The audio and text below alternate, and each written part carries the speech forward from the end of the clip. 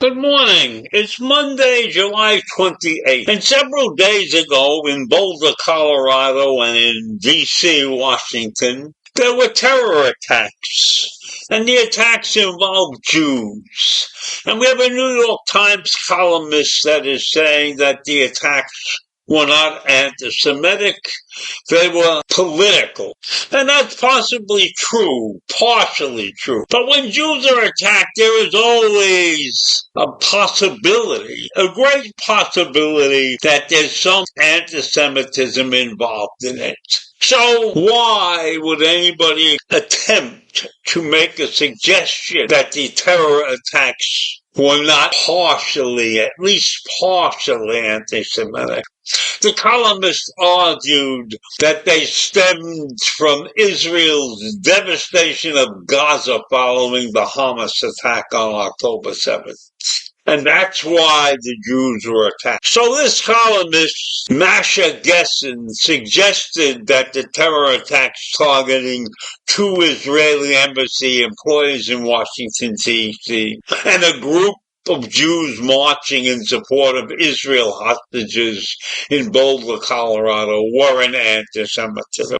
But they were rather political attacks. But I don't think you can separate the two. And Gessen argued that the violence that looks anti-Semitic may, even when it very effectively serves to scare a great many Jews, is something else. Well, I have to say that when you attack a Jew, there is always some portion of anti-Semitism involved in it. So why would anybody take a stance and say it's not anti-Semitism? And these attacks were exclusively to Jews. It was attacks as if there was a synagogue service going on. And both events are related to the war in Gaza. And so in Boulder, Colorado, the violence was wide-ranging. And the shooting in Washington seemed to be specifically targeted at 2 representatives of the Israeli government. And both attackers, however, targeted events that would attract Jews specifically. So Elias Rodriguez shot and killed one of the gentlemen and one lady outside the Capitol Jewish Museum at point-blank range and screamed, "Free, free Palestine," when he was arrested. Why would there not be in anybody's mind this action not an anti-Semitic action because he didn't state something like that? He killed 2 Jews in defense of Palestine. So that in and of itself is an anti-Semitic act. And then you have this guy, Mohammed Solomon, who threw 2 Molotov cocktails and had 16 more available at a group that meets weekly to support Israeli hostages in Hamas captivity.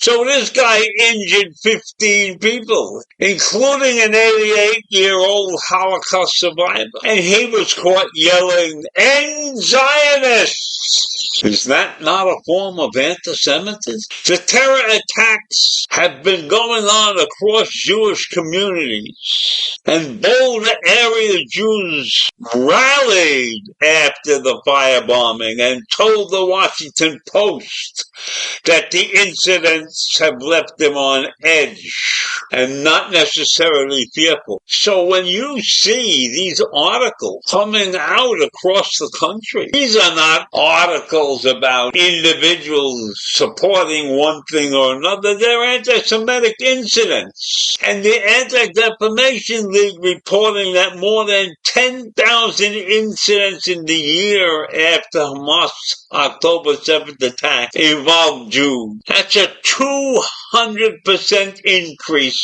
in incidents involving Jews. And so when you have that situation and the New York Times editorial board says no political arguments or ideological context can justify growing bigotry against Jews. So once a Jew is involved in any of these situations, there is always some anti-Semitism involved. So it's recognized that anti-Semitism has become an urgent problem, leaving Jewish Americans at greater risk of being victimized by hate crime than any other group. So when you have incidents that occur in places like D.C. and Boulder, and they occur less than 2 weeks apart, and then were a terror attack, and a columnist argues that they stemmed from Israel's devastation of Gaza following the Hamas attack on October 7th. And that's not a form of anti-Semitism.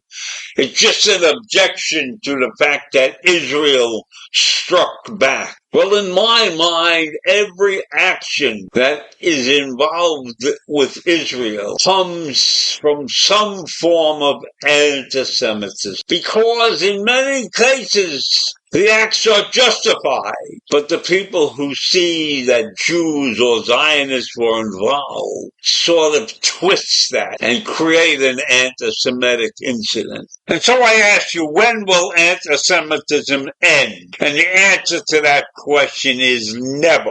I leave you with that this morning. Have a great day. Bye.